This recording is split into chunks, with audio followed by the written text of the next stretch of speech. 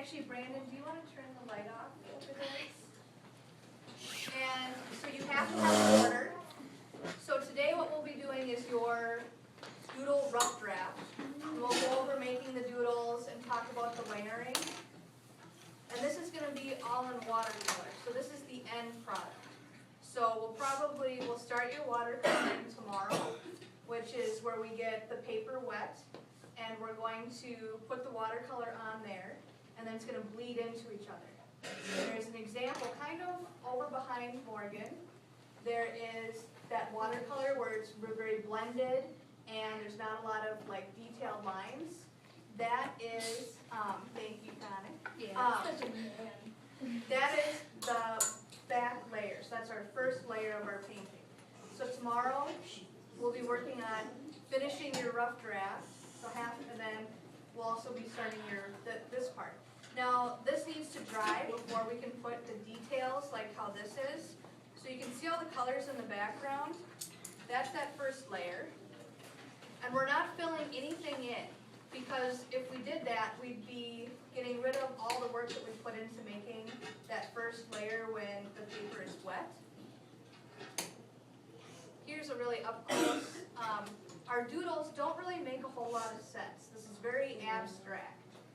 So when we look at these, it's not, I mean this one's a little bit more clear. Like you can tell there's peace signs and there's flowers. This is more of a good example of when we actually go to paint, you will paint the whole thing on your final. So we're drawing your rough draft, but you're painting your final. When you do the watercolor, to get these dark lines, you're going to use very little water, and we're going to use size 0 brushes, and you're just going to use the tip of the brush to draw the lines, so that you have very thin, clean lines. Andrew? I'll make the size 0. 0's like really skinny. I might have 0 here, but it's not. So see how this is like super duper skinny. Okay, we should have some zeros that are back there. And I'll show you that you want to kind of just, you don't want to press it all the way down. And we'll go over that before you guys start. So we won't do the final, like this top layer till Wednesday. And then you'll have Wednesday, Thursday, Friday. Because that's the slow portion because you're going to have a lot of details and design. So you need to make 12. Let's see, we're going to skip ahead to something. That one's blurry. Ones that we can see a little bit better. Okay, so this one, and I think I have one that's a little closer. So these are more, you can't really tell exactly what they are. And there's a lot of design going on. And you're going to end up with 12 doodles. So the doodles are the ones that are these shapes in here. And then the designs are the ones that are in the background. So when I talk about the different layers, you have the first layer where it bleeds into each other. That one where you make with the wet paper. And then you're going to put your doodles in here. First you'll do your border. Then you'll do your doodles and spread them out. And then you're going to put this little design in the background. And they're going to start to run into each other. But you have to have 12 doodles and 12 designs. Okay, and this is one of the better examples. If you want, you also have, Emerson, will you grab this one? You also have the option of outlining. So if you have troubles, if you don't want them to blend together, you can outline the background so you know you can easily count the 12 different. And if you look at all these doodles, they kind of look like something, but you don't know for sure what it is. So there's kind of a dog, but it has wings and little curly antennas. So you can't just say it's a dog for sure. So you kind of want to question what it is. It shouldn't be something where you're like, oh, for sure, that is a flower. So, to get started today, so this will be more your end result, and we'll talk about that more. Jasmine, will you turn the lights back on and do the wave to get them on? For your doodles, one of the things you can do is start with a really quick squiggly line, so you're not even thinking thinking about what you're doing with this line. And then we can start adding things to this line, so we can make it into something. What can we make this into besides like a snake maybe? I can kind of see like the really big dip in how it's like a mouth. Yeah, but Like here? yeah, bulge out as a nose. Okay, so maybe we'll put a nostril here, and a tongue. We could even put teeth if we wanted. It's a dragon. Those could be a dragon. Then the little bumps can be eyes. Oh. I think the second bump should be. Oh, yeah. Horn. Oh, we have spikes that continue all the way down. Oh my god, I was getting formed one. It's a germ. It's a giraffe. It's a Seahorse. Oh yeah. So, it's kind a seahorse. It's a good way. I don't think Quick little line. Do seahorses have teeth? No, I don't think they have seals. It's not a for sure seahorse. It's not a for sure dragon. We can actually add other little design things to it, just to make it more interesting. Eyes.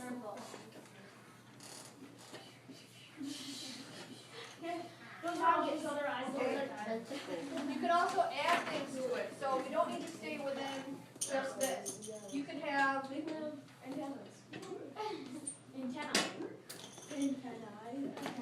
It's a seahorse from Mars. it's a seahorse.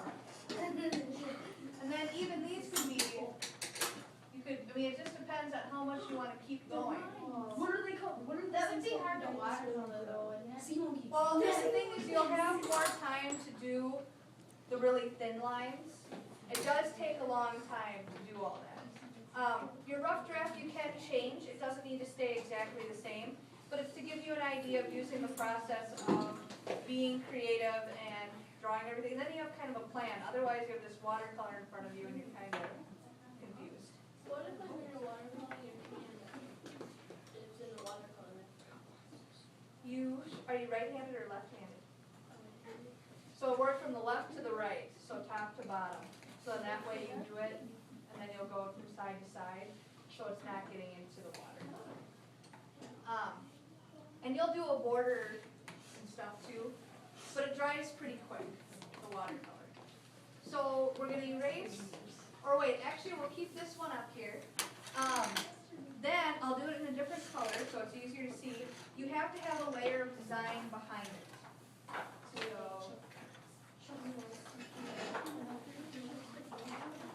So the design, this is going to show overlapping. So if I have a line, circle, and it has a pattern, line, circle, and that's just going to repeat. So this is going to be count as one of your designs in the back.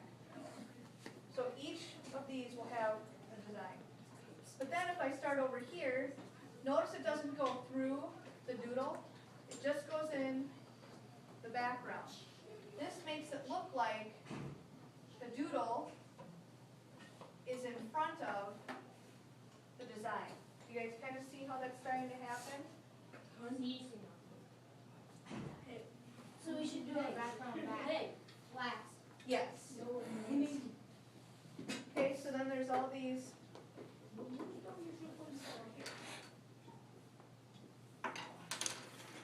Yep, your background, your designs will be the last thing. And they all need to be different. I don't want to see your backgrounds as, here's a line, there's lines, we have some lines like this. They're different directions, but they're not really different. So you might have, maybe this is a design. And then that's a design. And then maybe it kind of goes. You should count how many lines and circles you did. Okay. See, these look way more different than what we had before. Okay? So today, you're just going to start with your paper. You're going to draw today, but everything on the final will be painted. So you're going to have your border. And then you're going to have 12 doodles and 12 designs. I'll get your paper in a second, but I also want you to see, so you have another resource,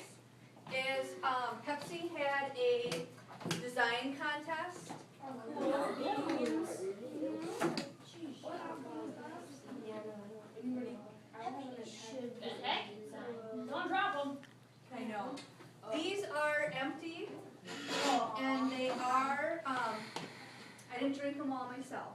Aw. So the teachers helped donate these so that when they got taught. But they have little designs on here, different doodles, so you can use this as a resource. What I don't want to see is people crunching them because I've had these for 4 years and I don't want them to get ruined.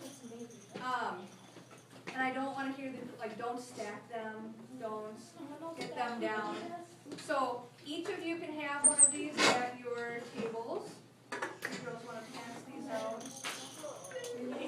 Randy, you want to pass these out at your table? Make sure they get one of these and they can have one of the different ones if there is any. I can have like 2 a table. And then I'll get you your paper. Is there any questions about what you guys are doing today? You do get points for your rough draft.